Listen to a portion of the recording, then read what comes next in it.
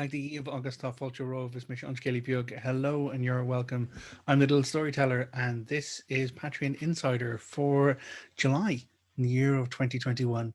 Um, so as usual, I write my stories to share on Patreon at the start of every month, and I do the audio recordings mid-month. I'm very delighted to be able to do this and to bring my interpretation or my kind of inspiration around Irish mythology, Irish folklore to a more modern audience, but also then try and explore some of the concepts, try and explore some of the archaeology, some of the my personal views and my personal spiritual experience around these kind of things. The story that I have written for us today, well, it's been written a while, but it's released today, is called Lords of the Wood. And this is actually inspired by my partner's teaching over at the Irish Pagan School on native Irish trees. So there is, I'm going to try and pronounce this best, it's Arig Fedo, which is this term for this collection of 7 trees, which are known as the Lords of the Wood, which are, let me get it right, it's oak, ash, holly, hazel, yew, Scots pine, and wild apple.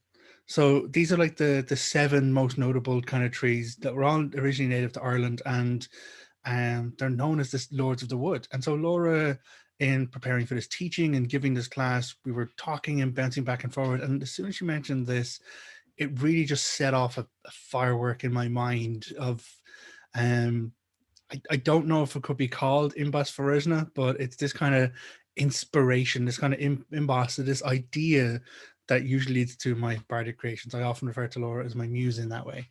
But it was this kind of idea of how humanity and how our ancestors have always been connected with trees in so many important ways, and how much of our existence is cultivated by trees, and how much of what we do and how we die then cultivates the trees in return, and how we're all in this big cycle. I'm a big tree person. I really am. Hold up my hands. No problems with that at all saying it.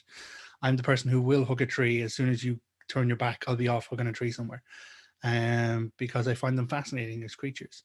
So the story really is following some of this inspiration, but also some of the archaeology, because we know that at sites of spiritual significance like Cruachan and out in the Boyne Valley, there's been records of these kind of holes or where posts were placed in the ground, and the posts were of different sizes, and so it's postulated and suggested that they were wood henges.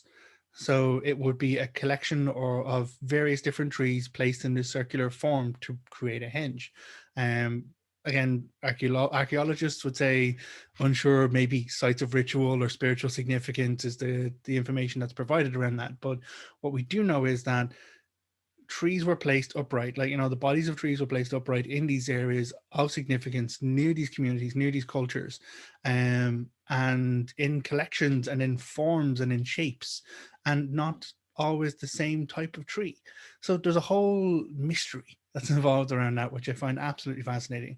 And the story really that I have written for you, called Lords of the Wood, is an inspiration and an exploration of that through my Dagda worldview.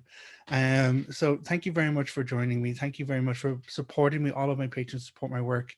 And I'm really grateful to be continuing these Irish stories, and to share my inspirations around them. So until next time, do look after yourself. Take care of yourself. You're the only one of you that will ever exist. You're a unique expression of the human condition in our reality. So be the best you can be. Lugra Slán. Bye.